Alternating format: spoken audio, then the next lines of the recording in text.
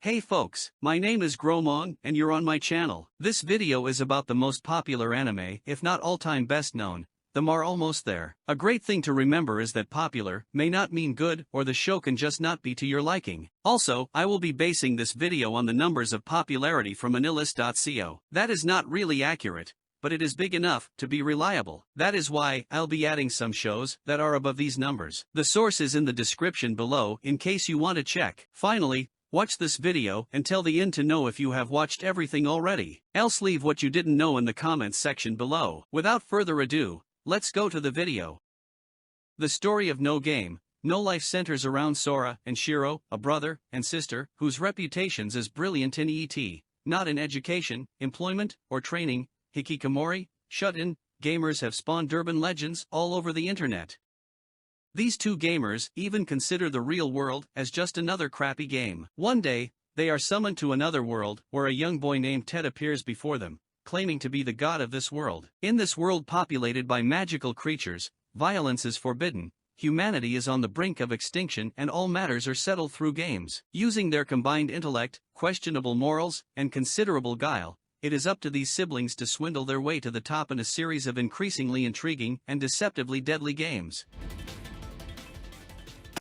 Though living impoverished on a remote mountain, the Kamadu family are able to enjoy a relatively peaceful and happy life. One day, Tanjiro decides to go down to the local village to make a little money selling charcoal. On his way back, night falls, forcing Tanjiro to take shelter in the house of a strange man, who warns him of the existence of flesh-eating demons that lurk in the woods at night. When he finally arrives back home the next day, he is met with a horrifying sight. His whole family has been slaughtered. Worse still, the sole survivor is his sister Nezuko, who has been turned into a bloodthirsty demon. Consumed by rage and hatred, Tanjiro swears to avenge his family and stay by his only remaining sibling. Alongside the mysterious group calling themselves the Demon Slayer Corps, Tanjiro will do whatever it takes to slay the demons and protect the remnants of his beloved sister's humanity. The suspense horror/dark fantasy story is set in Tokyo, which is haunted by mysterious ghouls who are devouring humans. People are gripped by the fear of these ghouls, whose identities are masked in mystery. An ordinary college student named Kaneki encounters Rise, a girl who is an avid reader like him, at the cafe he frequents. Little does he realize that his fate will change overnight.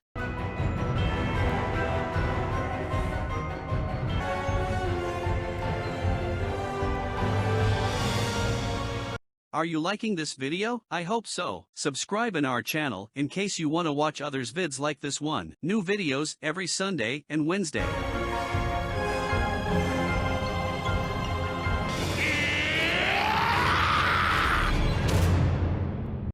A hunter is one who travels the world doing all sorts of dangerous tasks, from capturing criminals to searching deep within uncharted lands for any lost treasures. Gon is a young boy whose father disappeared long ago. Being a hunter, he believes if he could also follow his father's path, he could one day reunite with him. After becoming 12, Gon leaves his home and takes on the task of entering the hunter exam, notorious for its low success rate and high probability of death to become an official hunter. He befriends the revenge-driven Kurapika, the doctor-to-be Leo Rio, and the rebellious ex-assassin Killua in the exam, with their friendship prevailing throughout the many trials and threats they come upon taking on the dangerous career of a hunter. Boys want to become hunters. My entire clan was annihilated by a band of criminals.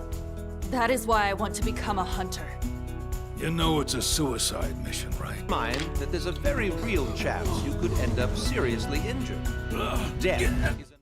I have a video series featuring various characters from these shows. Click the card or take a look at description if curious. In order for something to be obtained, something of equal value must be lost. Alchemy is bound by this law of equivalent exchange, something the young brothers Edward and Alphonse Elric only realize after attempting human transmutation, the one forbidden act of alchemy. They pay a terrible price for their transgression. Edward loses his left leg, Alphonse his physical body. It is only by the desperate sacrifice of Edward's right arm that he is able to affix Alphonse's soul to a suit of armor. Devastated and alone, it is the hope that they would both eventually return to their original bodies that gives Edward the inspiration to obtain metal limbs called automail and become a state alchemist, the Full Metal Alchemist.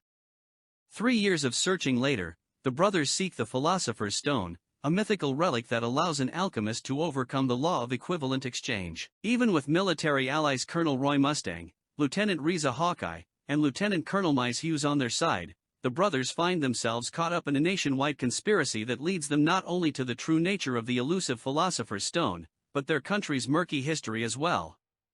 In between finding a serial killer and racing against time, Edward and Alphonse must ask themselves if what they are doing will make them human again, or take away their humanity.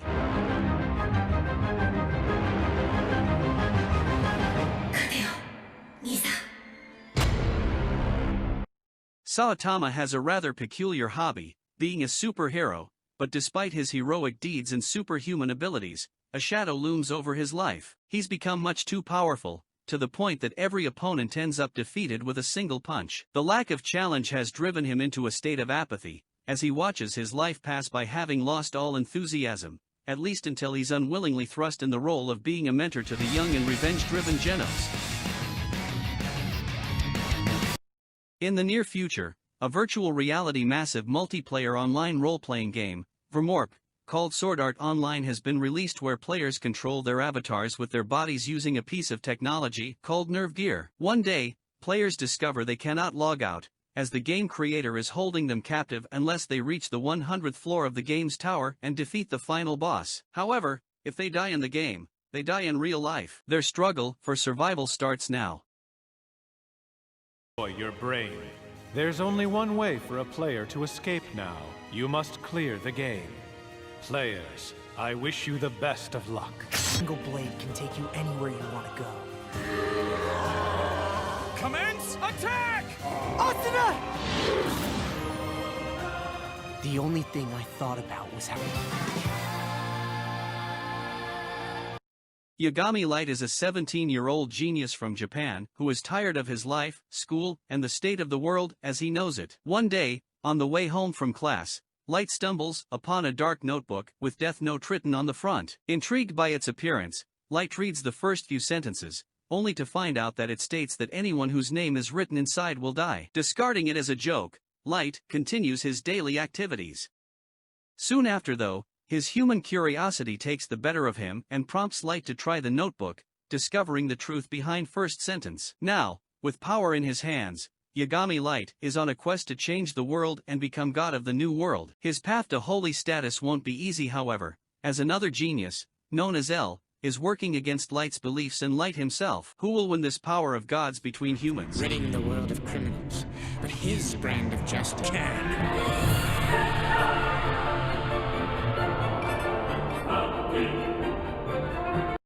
What would the world be like if 80% of the population manifested extraordinary superpowers called quirks at age 4? Heroes and villains would be battling it out everywhere. Becoming a hero would mean learning to use your power, but where would you go to study? UA High's hero program of course. But what would you do if you were one of the 20% who were born quirkless? Middle school student Izuka Midoriya wants to be a hero more than anything, but he hasn't got an ounce of power in him. Then an encounter with All Might, the greatest hero of them all, gives him a chance to change his destiny.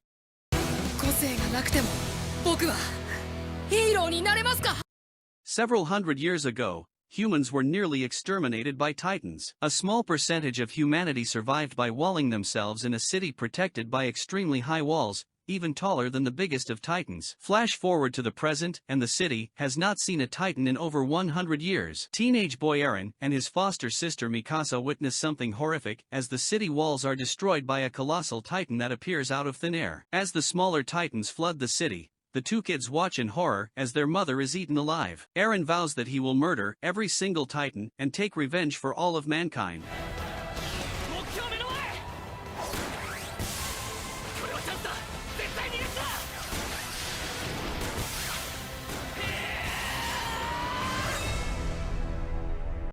Here come the extra ones. At this point, I don't recommend start watching from scratch now any of them, because these shows are very old and also because them are very long. Exempli gratia, the last has nearly 300 hours of total duration. It is life to capture the beast and seal it in a human body. Naruto Uzumaki, a hyperactive and knuckle-headed ninja, lives in Konohagakure, the Hidden Leaf Village. Moments prior to his birth, a huge demon known as the Kyubi, the nine-tailed fox, attacked Konohagakure and wreaked havoc. In order to put an end to the Kyuubi's rampage, the leader of the village, the fourth Hokage, sacrificed his life and sealed the monstrous beast inside the newborn Naruto. Shunned because of the presence of the Kyuubi inside him, Naruto struggles to find his place in the village. He strives to become the Hokage of Konohagakure, and he meets many friends and foes along the way. Shall we begin?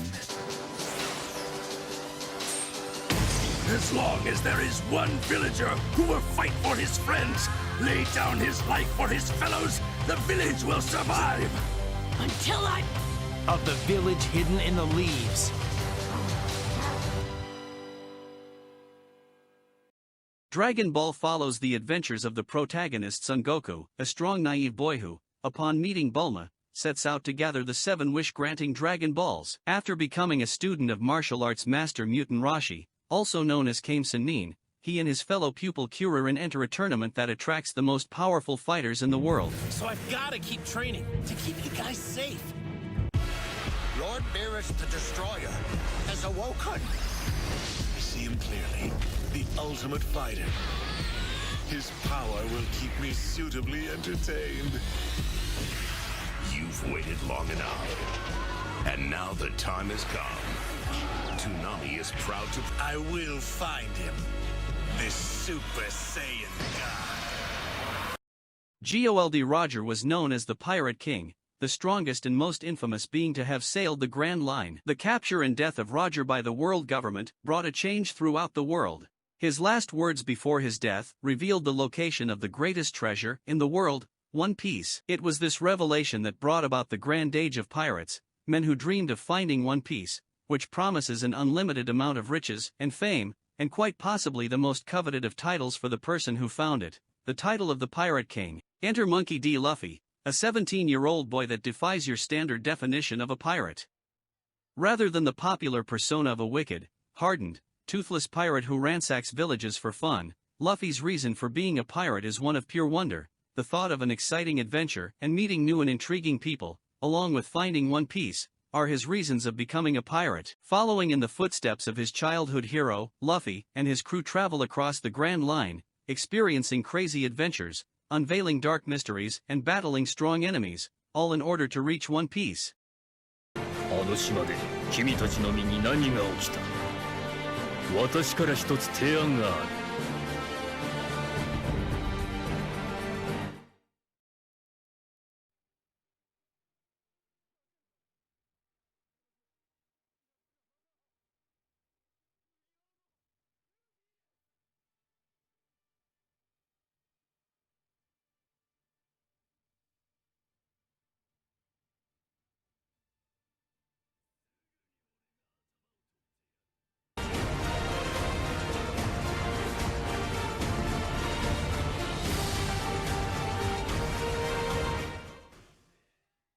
And it's all.